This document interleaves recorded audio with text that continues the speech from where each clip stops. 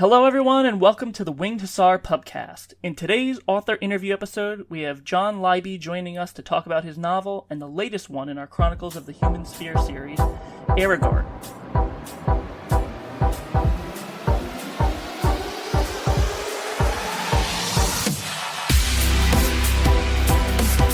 Welcome to the Winged Hussar Pubcast.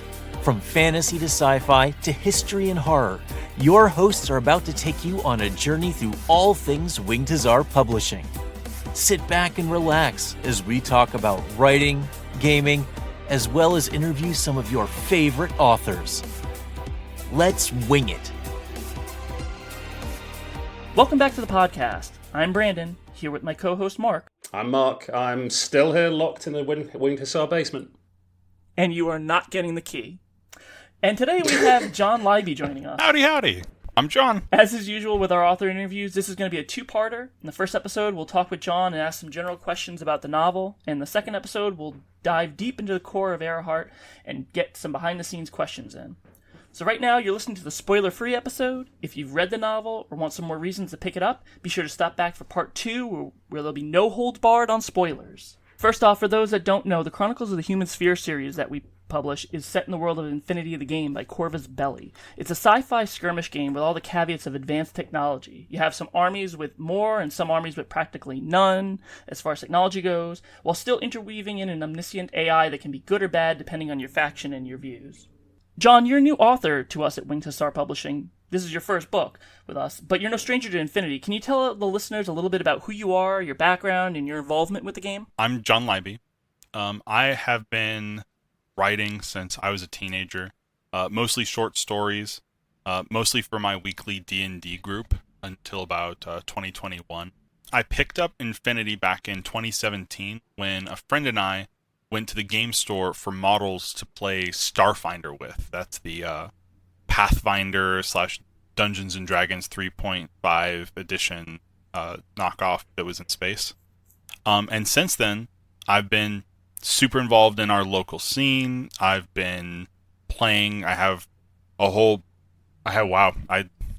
bookshelves right next to me right now that are filled with different armies, most of which haven't seen the light of day in so long. I'm so sorry, JSA. Yeah, I think that's mostly that's me.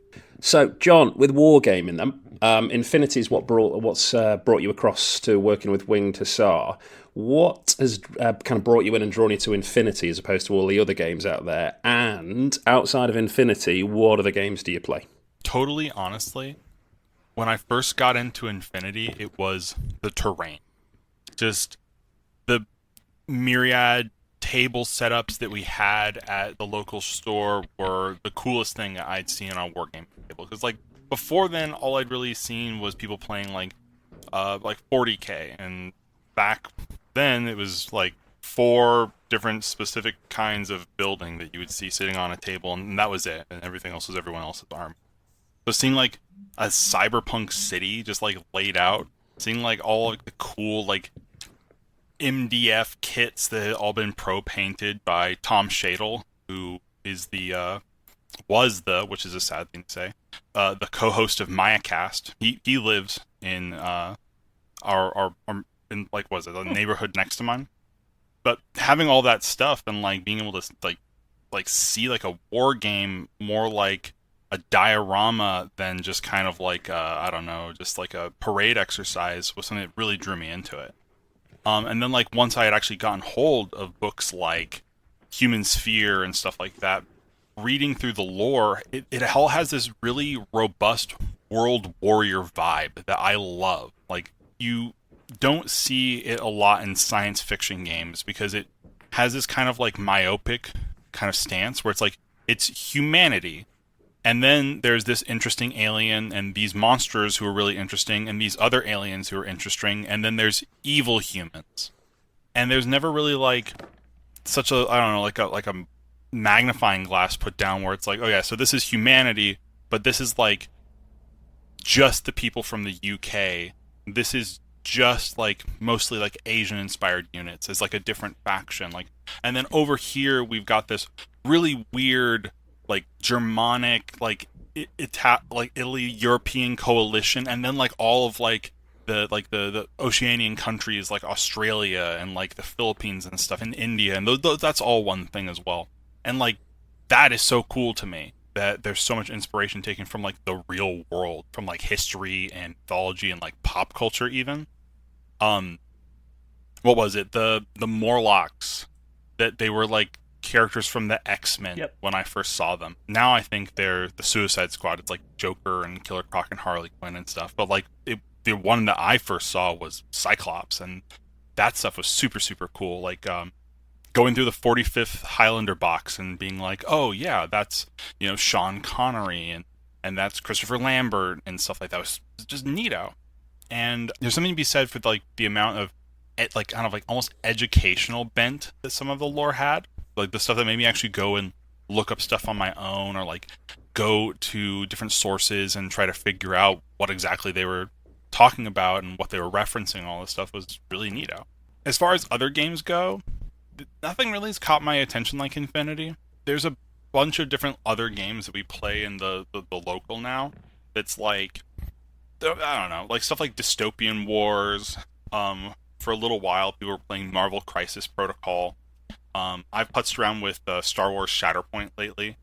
It's been fun, but like there's a flash in the pan, kind of lightning in a bottle for me for Infinity. I mean, I guess I'm looking forward to Warcrow, so I'm excited for that. I will say one of the things that drew me in lately is there was I'm still learning all there is to learn about Infinity, but there's a faction I think under I think it's 012, and correct me if I'm wrong, John, but they're more of the like Homer-based recreations, and I thought that was really cool to see. I hadn't learned about them. I'm just like, oh, what are these? I don't want to disparage you. The 012 thing was awesome. They're the 012, if I remember correctly. Okay. Yeah, it's all good. I thought that was kind of fun. That's a relief. I've been calling them 012. It's all about learning experience, right? When you get into any type of community, it's learning the niche things, especially like text-based like this. I haven't ever actually heard anybody talk about Infinity, even like when I've been to Adepticon and stuff. I'm still learning the technology and the terms, so thank you for correcting me. There was something I saw. We were talking about Star Trek before we started. Neither of you like it. I'm a Star Trek person. It's a Klingon meme, and it says that when you mispronounce something that you read, it's honorable. The reader's vocab is honorable because you know something without ever having spoken it aloud. And so in that case, I consider 012 very honorable. Oh, thank you. You get a pass on being a Trekkie, I guess. However, before we dive into the main reason we're here to talk about the novel, so going through your process as a writer before we go into the novel itself. So, as you said, it's your first published novel, but I'm guessing probably done quite a lot of writing before getting to this part of the journey. What's your process then? So, you've spoke to Winged Hussar. You want to come up with an idea from scratch, and from that process of I need to come up with an idea all the way through to handing in a novel to Brandon. What's your kind of ritual for writing? The first thing that I do when I have an idea, because a lot of the ideas that I have are just like a vibe, like an image in my mind that kind of shows up. It's like, okay, so I'll talk about one that I've been kicking around my head lately. It's like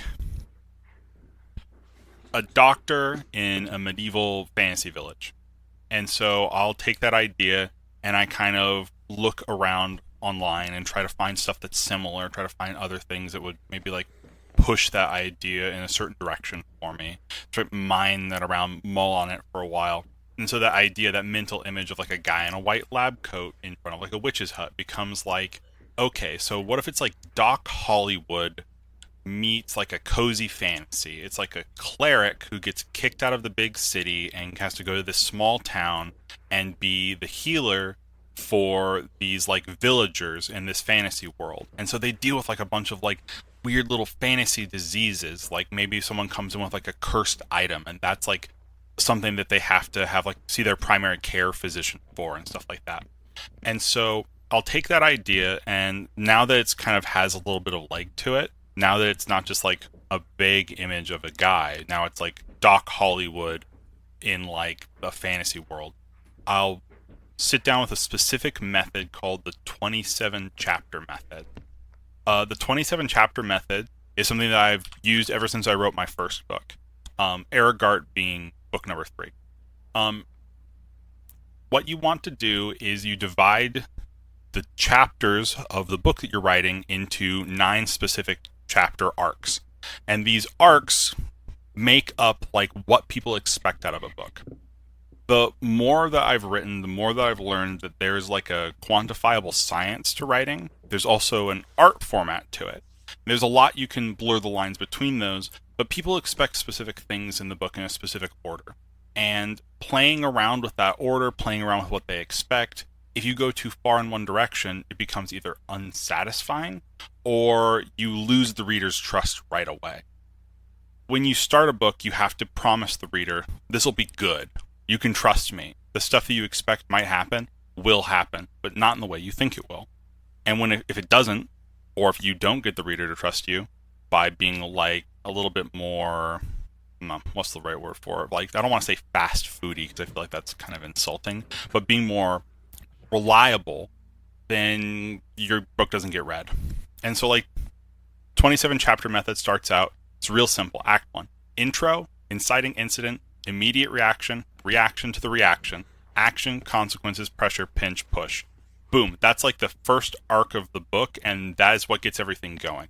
Act 2 is my favorite part of every book. This often takes a really long time to get together because these things are just kind of like concepts, not like super like, okay, so now that this Doc Hollywood's been kicked out of the big city, he has to go to this place and do this thing. It's like, now it gets a little weird. Act 2 is like the new world. This is like the introduction for the character into whatever is going to be wacky or changed about them. This is like something very Pixar-esque. This is when like, I'm trying to think, like the toys in Toy Story like end up having to like leave Andy's room, and then you end up with like stuff like, then it's like fun and games, the old contrast to things how things used to be, but how things are now. Then there's the build-up, midpoint, reversal, consequences, trials, dedication. The dedication is like that moment in the film when it's like, okay, this is going to happen. We're going to have to do this. Let's get ready to do this. But you know that there's going to be the downturn soon, because Act 3 always starts with the calm before the storm, the pinch point, the darkest point. Then it leads to the power within, which is when the characters start to actually gather together. Action, convergence, battle, climax, resolution. Done. That's the whole book. And generally speaking, in those 27 sentences, you can capture the essence of the whole thing you're trying to create. If you can't sum up your book, or at least if I can't sum up in my book in those 27 chapters, I know that the idea needs more workshopping. So I'll either go right back to the start and mull on it and sit and do things like walk around my neighborhood trying to think about it until it like jogs loose from my brain. Or if it looks good to me, I can start filling things out. So like the one sentences in each of these things that kind of describe what would happen, like fill out just a little bit more. And then I take those 2 sentences and I make them 4, and then I make them 8. And now I can see like what side characters I might need, what plot contrivances I might need, what kind of things in the setting I might want. And then I can get a better feel, a better vibe for everything on top of that. From there, it becomes less about creativity and more about discipline. You can't just be so creative a book shows up on your doorstep. For me, my method is a very similar one to Neil Gaiman, where when I am writing a book, I will sit at my computer, and there is a 6-hour period of time in which I have to write a book. I cannot write a book, but I can't do anything else. I can stand up, but I can't really walk around and look at stuff. Otherwise, I'm just going to go to my refrigerator and look inside and come back. And so sometimes you like sit there and you plink out like 200 words, and sometimes there's this like there's like the lightning, there's like the quickening, and there 5,000 words will just appear on the page all of a sudden, and it's nighttime and you haven't eaten all day. And it just kind of depends on how prepared I am mentally to do the scenes as I hit them in chronological order, which I always write in chronological order. Just my memory works in a specific way, and jumping all over the place is just not for me. And like, I don't know, I feel like that kind of methodology really works for me. I know it's different for everybody who writes. There are people who sit down and just do whatever they feel like, go by vibes, and write some really, really good novels. One of my favorite book series, The Seven Realms, is entirely pantsed. And if you asked me after I read it if it was pantsed, I would be like, oh yeah, absolutely. And was it any worse for it? No, not at all. I love that book. I love all 4 of them. They're fantastic young adult stuff. Hit me exactly at the right point in my life. That's interesting, and I can appreciate that, especially the chronological thing. Like, I know that some writers will write scenes out of order, and they'll write like, oh, I wanted to write the ending first, and then I wanted to go back and write the rest of the book. And I know movies are obviously shot out of order wherever they need to be shot, but I can't do that. If I'm writing a book, I have to write from start to finish. I know where I want to go, and I know certain scenes I want to hit, but if I don't do it in the order of how the book is going to be read, I feel like I'm going to lose some of the magic of it. I feel like I'm just going to be inserting scenes for the sake of inserting scenes. I need to actually make sure that point A connects to point B, etc., etc.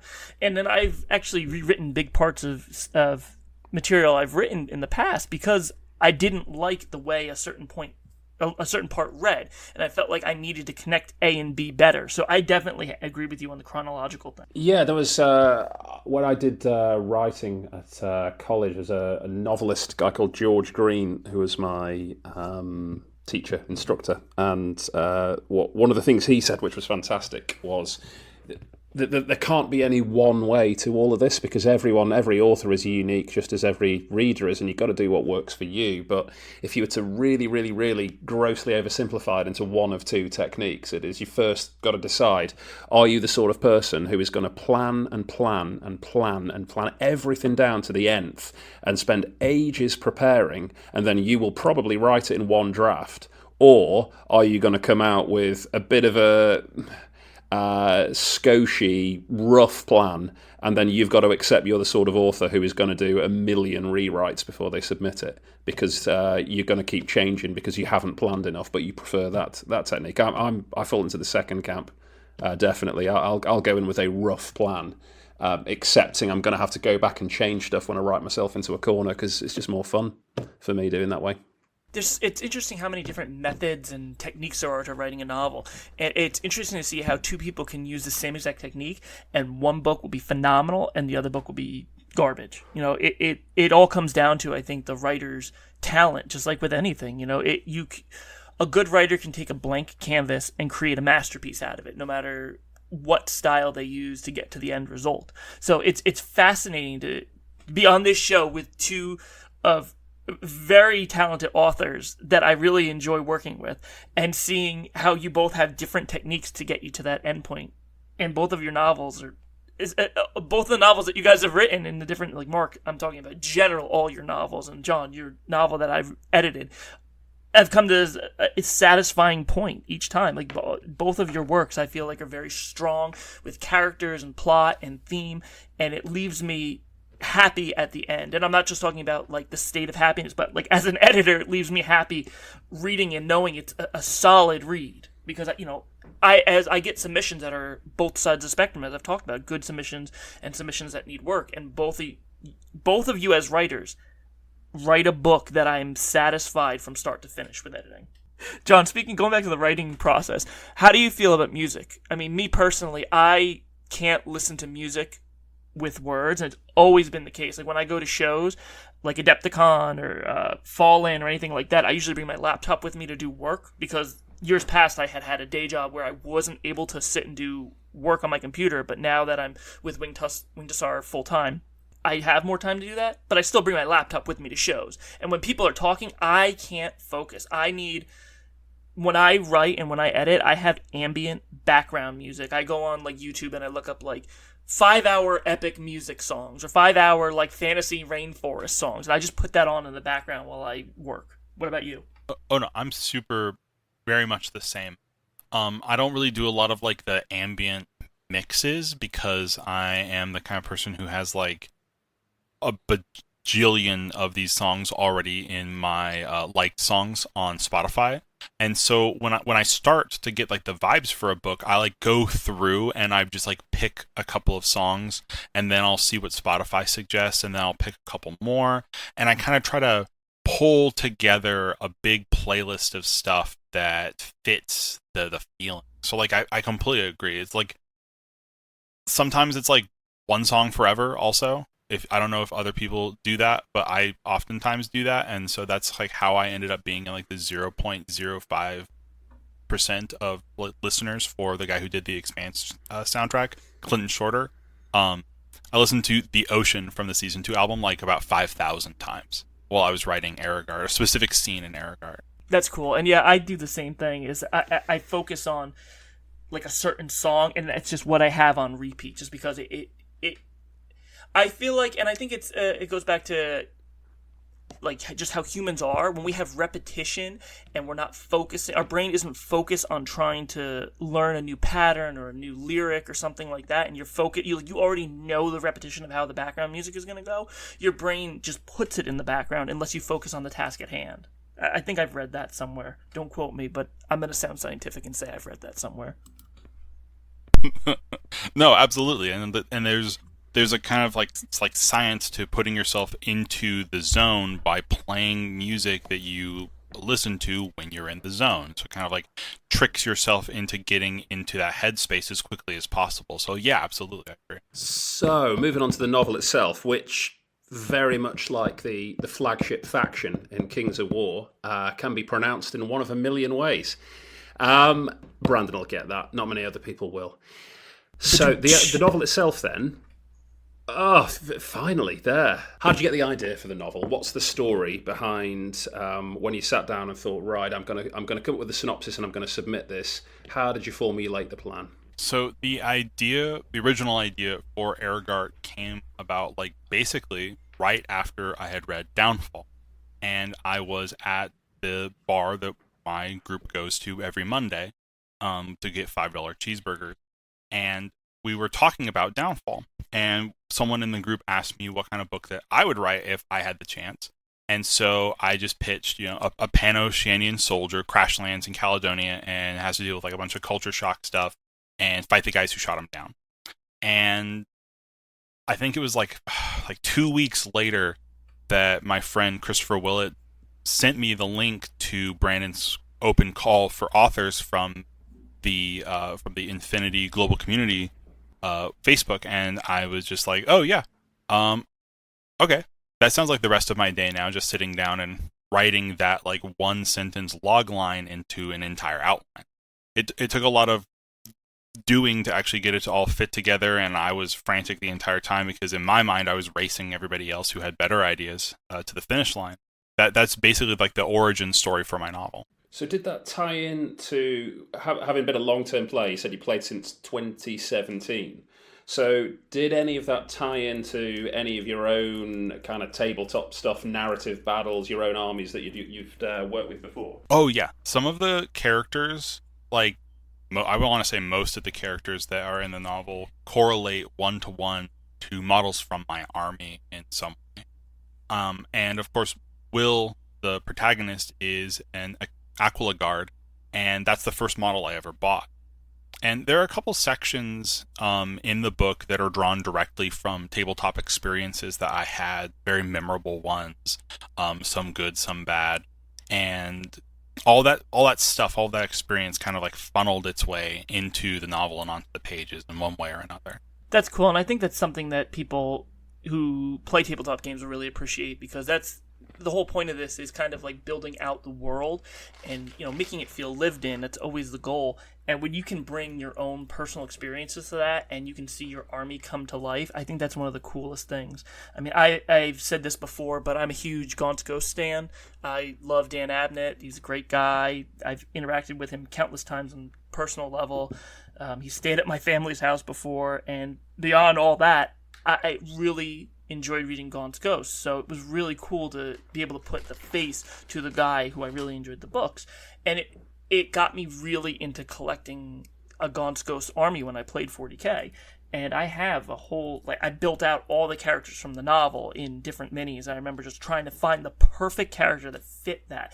And when it's your own, and when you are the author and you already have your army built, and you can then take that and piece those characters into the story, I think that's one of the most personally, and correct me if I'm wrong, but I think that's one of the most rewarding things, is being able to say, this is this character who I've had in my army forever, and now I can actually give them the story that they deserve. Also, in the same token, that makes it that much harder to actually play a game, because, oops, Will died, or oops, Cersei died, or any other characters, oops, there goes Alistair, oh, that's not good. Yeah, absolutely. It is a little bit like that. We have this joke in my local group when I bring Caledonia out, that I have the power of narrative behind my characters, actually. And so I'll declare things, and as I move characters, I'll be like, okay, so Neil will activate the fire team, and people are like, okay, who's Neil? I'd be like, this guy right here, and they're like, oh, okay. And what does he do in the book? And I'm like, he shoots you with a grenade launcher. Watch, just like this, and roll like a critical.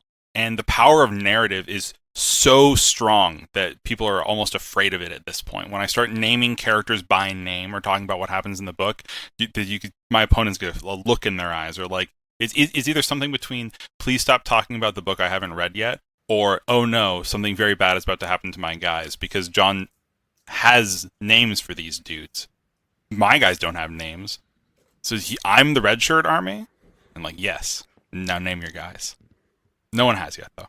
Mark, take note. This sounds like it's a great time for you to get into the Kings of War or Infinity tournament scene.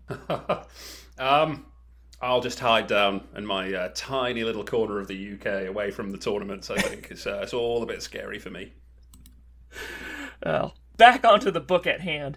John, I think this might be arguably the easiest book for somebody to jump into if they've never learned anything about Infinity, and I think it's because of the fact that the army you've picked. Again, I apologize about pronunciation, but the Ariadnans, the people of Ariadna, they are very low tech, and their tech is very comparable to where we're currently going, or what we currently have available in real life. So I think it's a really cool thing to see somebody who is peak Infinity. Will is from the faction of Pan-Oceania that everything is technology integrated. He's got a cube, a comlog, a geist. He's got all these things that make it like the peak of technology that humanity always wants to get to, with the AI, and he can do everything that the AI does everything for him. And he crash lands into this group that is the complete opposite, that's more relatable to us nowadays. And I think that's the perfect blend of trying to rationalize how to get into Infinity, because you have the relatableness of here's what we are now, and here's what Infinity is capable of. Now, that's not to say that any of the other books aren't a good jumping on point, because if you want to see like the peak Pan-Oceania, Mark integrates all of that technology and all those concepts, so that way you can get the full breadth of just what the world of Infinity is capable of. And I mean, Mark, you have that whole city where the main characters go to, and they play pool, and you get to see like what everyday life is like in Pan-Oceania. While meanwhile, John, you have that here's what life is like now, and here's what it's like if you were to take the peak technology person and then take him into a low-tech setting. So I think that's a great jumping on point for people who want to understand Infinity a little bit better, seeing the comparisons. Thank you very much. Yeah. I knew like right away when I started formulating this idea over those aforementioned $5 cheeseburgers, like the only way that I could take an Ariadna book and make it stand out and really represent the setting correctly would be through juxtaposition. Having a character who's not from Ariadna go to Ariadna is so important, because like otherwise it's just like contemporary Miltech fiction, and like personally that doesn't have enough science fiction in it for me to really have be able to really sink my teeth into it. And so like all that quantronic goodness, all that stuff, and all those things that the protagonist has and then doesn't have really sets the tone for what happens in the novel, like what different things he goes through, what dangers he faces, and things like that. Like just taking a character who is embodied and like represented by this very specific like power suit, this suit of powered armor, and just taking him out of it right away is something that like I feel like really speaks to not just like vulnerability, but also like amps the stakes, and then gives him something that he can like call back on and be like, okay, so what it's like this, like my Geist automatically adjusts my posture when I shoot Which, by the way, if you didn't know this, a lot of the reason why many of the Infinity models are sculpted with their weapons at like a neutral position is because Geists, with their capability to auto aim the weapon, and with the advanced IFF kind of stuff that goes on there, they don't have to raise their weapons to fire, and so a lot of Panoceanians are very comfortable shooting from the hip. And so like taking all that away, it gives you like a lot of like stuff to really chew on, to go back to what I just said. And like it even goes as far as like how life is in the human sphere with things like Aleph. Like, you have cars that humans aren't allowed to drive. Like, people aren't allowed to drive their own vehicles in like major cities because Aleph just does it for you. It's safer.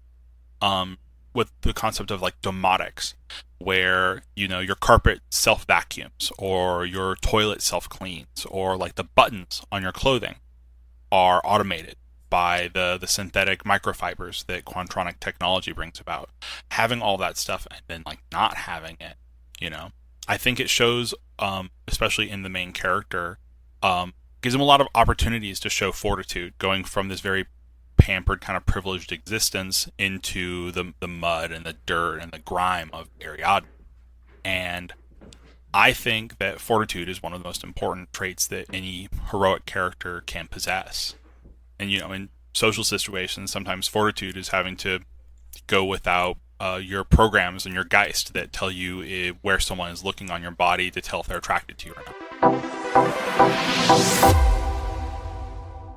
Today's sponsor is On Military Matters, your source for new, used, and out-of-print books on military history, wargaming, and modeling. Check them out at onmilitarymatters.com and make sure to sign up for the weekly e-flyer.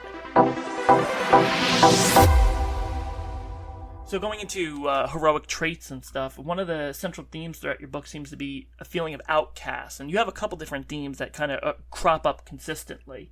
What went on when you were planning the themes, and what made you think of specific ones to represent in the book? Something that just is kind of like ever present in the novels that I write is the concept of found family. There's something that's so satisfying about seeing a character find their place, like their tribe, their people. It's something that I really treasured in real life while I had it, and something that I hope that I can find again. And like, so that feeling for me really comes from the heart. And as far as outside of the theme of outcast banding together, I think one of the big themes of the book is leadership, one of the big intentional themes.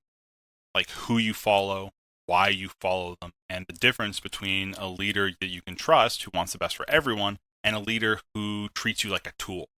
When I started my whole professional writer kick back in 2021, I was still reeling from the ending to Game of Thrones. And in the wake of that, I kind of decided that I don't really care about a lot of media that was all about like the big guys anymore. Like I don't want to watch Succession. I don't care about like dynasties or gods or geniuses or princes all duking it out in these specific ways where it's about like the upper echelon of the upper echelon of the upper echelon, and like people are having these like tete-a-tetes at like dinner parties. I don't really care about that anymore, and I didn't want to write about anything like that ever again. And so like a lot of those themes of leadership really kind of deal with that as well. It's the difference between someone who is there with you, boots on the ground, and an omnipresent artificial intelligence who only really sees the citizens in its network as a number. And then like ultimately I think one of the big themes of the novel is redemption. Like what we do after something bad happens speaks more to who we are than in the moment things go bad, I think. But it never feels like that to the person who's going through that process. Sometimes you go darker before you claw back the light. And there's a lot in Aragart about that, not just from the main character, but from the other characters. How they have dealt with themselves and how the things that have happened to them have led to them making these choices. And I feel like not even the antagonistic forces are free from this pursuit of self-forgiveness. One thing I'll say is yes, Game of Thrones. I loved reading most of the books, and then I watched the show and was so disappointed. It's a theme I've talked about on this show multiple times. It's just they rode the train of dark fantasy way too hard between that and The Walking Dead being out at the same time. It was one of the reasons I just kind of like threw my hands up. I was like, nope, I am going to push for lighthearted, happy fantasy as much as I possibly can anymore. So I understand completely that whole, like, why do I want to root for these characters? Especially, I think with me, it was a little bit different of, why do I want to root for these characters when they're all going to die anyway? But I definitely understand that mentality of, what do I care? They have what they want. Like, why do I want to keep seeing the rich get richer and, the ever-present, like, people who are so good at what they do keep winning. Like, you got to see the underdog rise to the challenge, and I think that's something that a lot of media is forgetting to do nowadays. Especially, I love superhero movies, I love Marvel movies, but I think especially with the Marvel movies where most of the characters are superheroes, I think that also plays a lot into it as well. It's why Spider-Man is and still remains one of the few superhero characters that I can really empathize with, because a lot of the fiction of Spider-Man, ignoring the fact that many of the Spider-Man runs, and including the current one, have actually kind of been duds lately. Spider-Man, throughout his publication history, has always struggled with being a person and being a superhero. And I know everyone loves Robert Downey Jr., but it's really tough to look at a character like Iron Man, especially so far past the demon in a bottle storyline, and be like, yeah, that guy has so many problems. I can really relate to that guy. I really want to see how this billionaire solves the problem of like a guy trying to beat him up. And I don't know, that kind of stuff just kind of at this point it feels kind of hollow. I don't really care about Tony Stark or Iron Man so much. Give me more characters like Spider-Man. Give me more characters like Invincible, for example, is a fantastic character that's finally getting a little bit of spotlight after so many years of me telling everyone I know to read the comic, and now they're all watching the show and not reading the comic, but that's okay too. That character struggles. That character has a terrible time with everything. That character, the only thing he has is his superhero powers, but everything keeps on going bad and everything keeps on going wrong, and it's a fantastic story in spite of the fact that he's, one of the quote unquote chosen ones. And I feel like a lot more media needs to look at that than to look at stuff like, I don't know, the umpteenth Batman story. So going back to the book then, working with CB, so we're here as a kind of third party for CB's fiction to support Infinity. When you pitched the idea across to Corvus Belli, was there anything that they said that was off the table within the area you were writing for the initial pitch? And what was it like working with them? I think the only thing that was like a definitive no, don't do this was that I pitched some big sci-fi concepts because I was really interested in getting a shootout in a specific kind of location. Like, I wanted a location to be like an arcology, so there could be like a really cool set piece where maybe it's sinking and there's like a multi-level shootout. And they were like, that can happen. This is the lore. Don't do that. And I was like, okay, sorry. How about this instead? They were like, good stuff. And that was pretty much the entirety of the clash that I had, quote unquote, with Corvus Belli. Nothing was really rejected off the initial pitch. They were very hands off. They were very chill. And I adjusted all the things they asked me to adjust, and we didn't have any problems after that. That's fantastic. And that's one thing I have to say for Corvus Belli. I actually just recently reached out to them again because, we want to make sure that the parent game company is happy with the, novels that we're putting out. And I reached out to them and I was like, I just want to confirm, is there anything that you want to see that we're not touching on? And they're like, no, we're open to anything. Just, keep putting out novels and, hopefully, keep putting out good novels. I said, okay. So, they are very relaxed with what they want to see and what we can do. Obviously, like you said, there are things that are off limits, and we make sure we establish those boundaries in the pitch. So that way we don't go into anything that needs to be retconned. So yeah, I can speak to that as well, that CB are, great as far as what we can do and what we can't do. And one thing I found the most interesting, John, when we were going through the editing process, is that you ran your novel through a lot of credible sources. I mean, having alpha readers is always a very important thing, and I feel like you had some of the most that I've seen from authors in a while. There were certain things that we talked about that you said, "Oh no, we can't touch that because I've had alpha readers say leave it as is." And one of the things in particular was gun terminology. And one of the things in our style guide is any numbers below 100 we spell out. So it was one of the things I went through. I think there was like a 12 gauge, and I said spell that out, and you said no. I ran this through my gun reader, and they said no, it has to be the same exact way numbered because it's going to upset people if it's spelled out. So I found that really interesting. Yeah. What sort of alpha readers did you utilize? Like, did you go in very specific categories to make sure that each area of your book was properly vetted? There is such a huge difference between like seeing like 5 hyphen point hyphen 5 6 like written on like a page, or even seeing like the full hyphenated word like 556, and like seeing like the written like numeral 5.56 as far as like ammo stuff. If I've learned anything about writing Miltech fiction doing this book, it's that people who like guns and are into guns are very particular about that gun stuff. So yeah, like it's the kind of thing that can like pull a reader right off the page when they just see like the littlest thing wrong. And for me, I had 2 friends, Ben and Selena, who were both part of the armed forces in their lives. Anytime I had a question about something that would be in their milieu, they were so gracious in answering them and sharing their time, sharing their experiences, telling me this would never happen, this might happen, you have to think about this kind of thing. And like, there's a bunch of little tidbits throughout the book that speak to things that they mentioned around me. Like sometimes I would ask a question, and in the course of answering that, I'd find something that I could take and bring back to the novel and put in there specifically to enhance the verisimilitude. As far as like the number of readers that I have on my book, I feel like that kind of thing is super, super important. Just having the most amount of eyes from the most amount of various sources look over your book before you can actually put it out and give it to people is just good. More feedback is never a bad thing because it lets you kind of douse out what the most meaningful feedback is and what the least meaningful feedback is.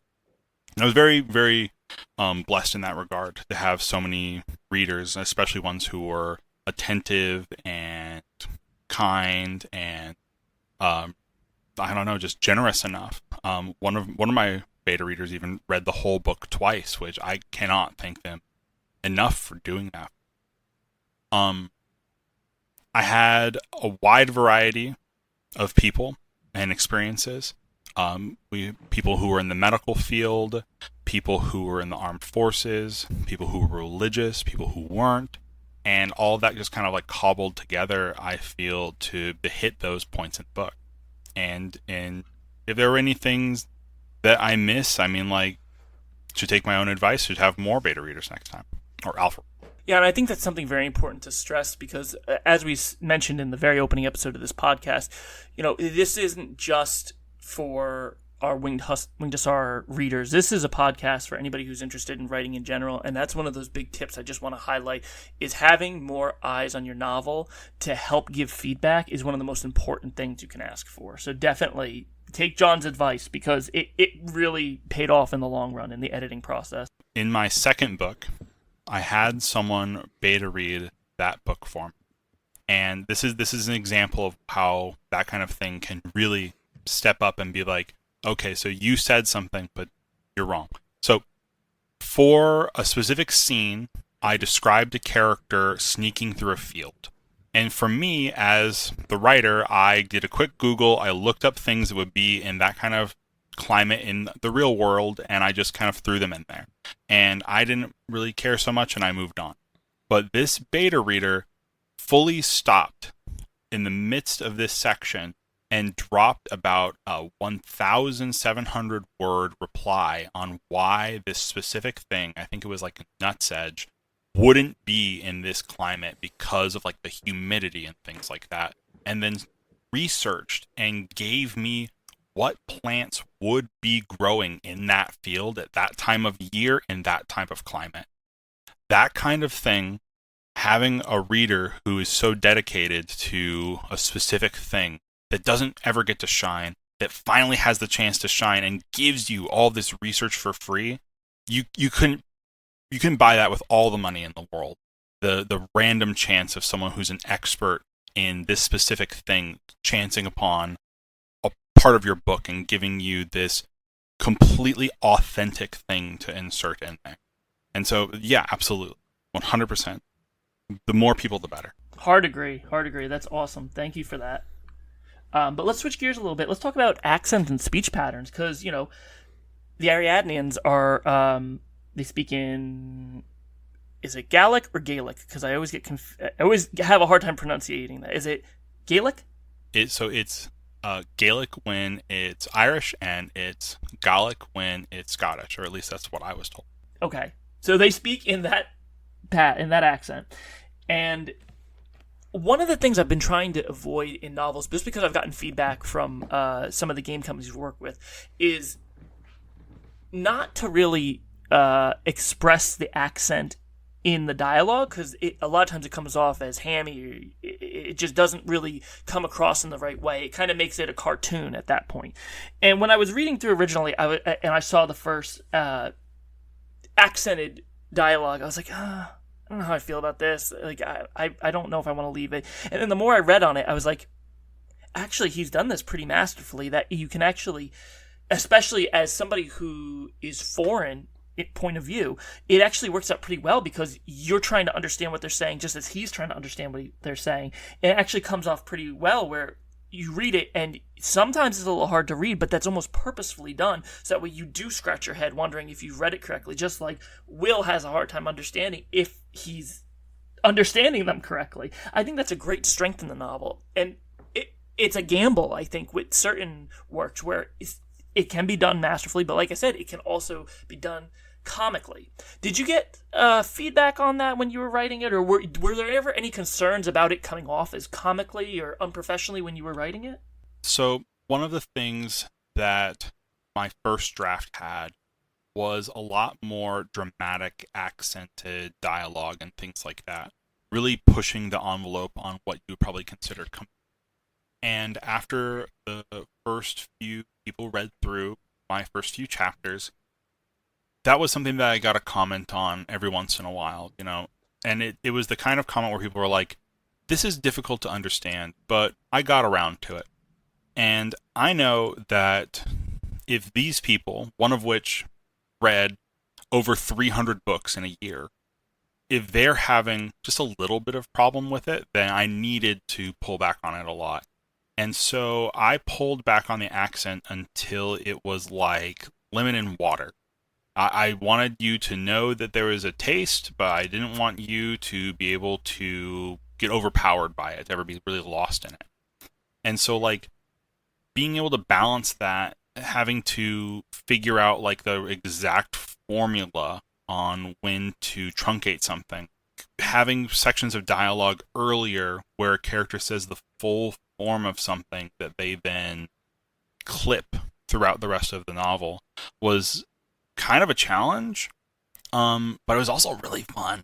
Just going through and there's a setting on the program that I use for Scrivener, where you can set it so you can slowly decrease the opacity of all of the text besides what's inside of double quotation marks. And so you could just remove all the prose from a book and just see the dialogue. And so going through the novel with that in mind was kind of like, I don't know, like a snipe hunt. Like, you just going from one paragraph to another, clipping out weird little bits and deciding on whether or not to keep little bits. And doing that kind of thing makes it really easy to go, okay, well, this character has a really strong accent still. I'm going to keep it like that because I feel like that should be intentional. This is like an older character. This character uses like words like havering or stuff like that, and I want to make sure that this character really comes across as like strongly Caledonian. Whereas there might be other characters where I'm like, okay, so that character is a little bit more educated, he's a little bit more upper class, so he's not going to go so deep into the accent as other characters who are a lot more brazen about it. You know, like there's a big difference between how some of the characters who could take, like, for example, bringing mechanics in the game, some of the characters who could take lieutenant profiles speak, as opposed to characters who are more career soldiers. These people who've seen a lot of shit outside the wire, and their banter has to be on a specific level because that's kind of how they relate to one another. And then there's a lot of consideration in things like the Caledonian diaspora, like where is the Dutch, like where is the UK, where do those things kind of align? Whereas like the Irish, and so reflecting that in those characters through things like word choice, sentence length, cadence of speech, it's tough. Doing it with as little as possible was a lot tougher, but there's a lot of work that a dropped antecedent can do, or like using like y instead of you, that kind of thing. And then like for certain characters, just being able to have like 3 word sentences tells you everything you need to know about the character, and you don't need a bunch of like truncated words and apostrophes to bring that across. And then there is a character who only speaks in Scots Gaelic or Gaelic, and that's something that I really wanted to commit to as well, because of the feelings of alienation, the stranger in a strange land thing, a lot of the allusions that I get sometimes. I think it was Mark who first called it Dances with Werewolves. A friend of mine called it the 15th Warrior. But in those media, there is a big focus on language. And so I knew that I really wanted to include Scots Gaelic throughout the book. And so the characters speak Scots Gaelic to each other. Making sure that is all intelligible to the reader, pretty easy. But there is a character who only speaks in Scots Gaelic. And for him, for that all the time thing, it's like a choice that he's made. In the world of Infinity, he could just speak Scots Gaelic, and everyone around him could just look through their comm log and have it automatically translated. But as we said before, when the main character is without that, he's just with a person he just cannot communicate with. Making sure that other characters communicating with that character were intelligible, despite the reader only getting like half the information, it was a challenge, but super, super fun. And then like while I'm on the topic of that, a translation service, specifically a single person who runs a translation service, acrobelts.com, helped me fix all of my egregious and totally novice Gallic mistakes. I want to call them placeholders, but I really, really thought when I sent him the translation that at least 1 or 2 things would make it through unscathed. No, I gotten literally every single thing wrong, despite the amount of research that I did. And so, huge thank you to him for fixing all that stuff.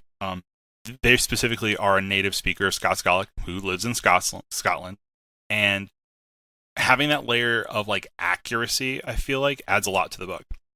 There's a part where a character explains the origins of the title, Aragart, and when my translator looked at Aragart and told me bald-faced, like, this isn't a real word. What are you trying to say? It made me really feel reassured that I was on the right track with how that scene goes. So stuff like that felt worthwhile. And they were very, very generous with their time, and they were very generous with I feel like the amount of hand-holding they did with me to make sure that I didn't feel so bad for all of my poorly attempts.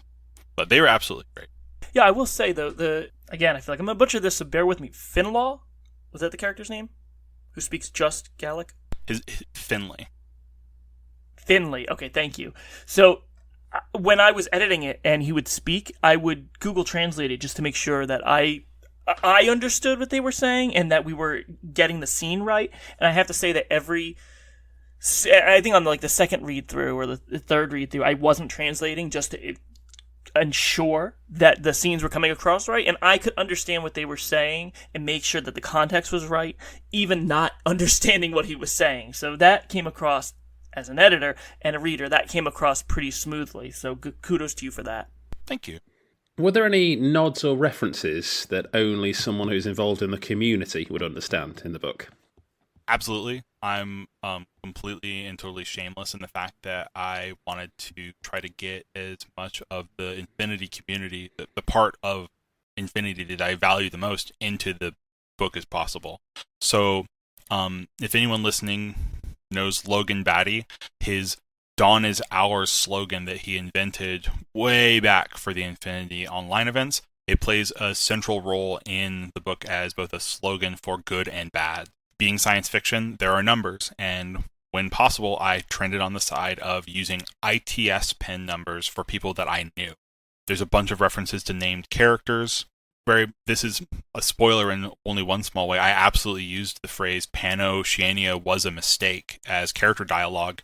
Some people may consider that a little cringy, but it has such a verve to it that it was impossible for me to not take that infamous Carlos Bostria line and just apply it to the fiction of Infinity as well. And then, like, I made sure that every faction was represented in at least some small way, whether through internal narration, Will's thoughts on previous experiences, or things in, like, the moment. And then, like, if you've been playing since in 2, in 3, there's stuff in here that is just for you. Nowadays, it's Mimetism 6, but in Aragart, it is ODD. Nowadays, if you flamethrower someone with camouflage, nothing happens, but in Aragart, it's reduced to Mimetism by the burned state. And keeping that experience of what I had, the experiences that I had playing in 3 when I first got into the game, when it felt like magic, like every game I didn't know what could happen, trying to capture that in as many ways as possible was something that I took a lot of joy in, honestly. And I think that also speaks to the timeline consistency of the Chronicles novels. In our Kings of War novels, it's a little bit easier because we have an actual timeline, and the books fall into a specific spot in the timeline, and the game doesn't advance that far that quickly. I think like every year there's a new iteration, every year, every 2 years, and we advance the books accordingly. But Infinity has such a large timeline. Even Gutierrez said it's impossible to keep up with the books with the game. It's not going to happen. So I think that speaks to where this novel fits into the general timeline. I think that's really cool. So using that knowledge of what you had from N2, N3, and in putting it in this might not be currently accurate, but it speaks to it takes place in this time era. So I think that's really cool to see. So good job with that. Giving as little spoilers as you can, because we're going to save some of this for the next episode. Who are your most and least favorite characters, and who did you enjoy the most writing, and who was the most frustrating? So it's kind of like a bi-level question of purely as a character, who did you like the most, and who did you not like the most? And as a writer, who did you have the most fun writing or really enjoy getting into when you had those scenes? And who was the most that you're just like, how am I going to make this guy or girl work? As far as like writing goes, I really enjoyed like writing both the villain and the protagonist for this novel, which made like a lot of scenes really easy. Like when those two characters are in the same room, I did a lot of those scenes in like I want to say something like one take. Like one day I would sit down and boom, there are these two characters bantering back and forth. And so like writing them was super fun. I don't want to say that I like don't like any of the characters that I put in the book. Like, yeah, I think that there's something to be said for villains who are just like the worst people imaginable, that even they fulfill kind of like a necessary role as either like a punching bag or like the dragon to the primary antagonist, the mastermind or the schemer or even just like the thug. I've been playing a lot of role-playing games ever since I was a kid, and so one of the things that you do in a specific subset of games called Powered by the Apocalypse is that you make sure that everybody has a name. And so basically everybody has a name, even like the lowly thug or like the disaffected youth kind of characters. And so like I don't know about liking, but I can tell you for sure that I loved writing Saoirse Clarke, the Lady Wolver. Absolutely. She's sarcastic, she's dumb, she's overly honest, her heart's on her sleeve, and dialogue with her was always really easy. flowed super well. And I never had to stop or look back or go over things with like a fine-tooth comb to make sure that I was characterizing her correctly. She just kind of characterized herself like straight off the cuff. For side characters, I really liked Colin, the Third Highlander Grey. He has this kind of roughness about him that was really, really, I don't know, rewarding to go through because he doesn't start off as like a nice guy. And I love writing people who are just like willing to just go to blows with the main character at all times about even the smallest things. For most frustrating, like overall, there's a character, Robert Hodges, ex-SAS. Finding the balance between pragmatism and like just kind of jackassery was really tough. Because like I wanted him to be likable because even though he's not a good guy, he's still a good guy.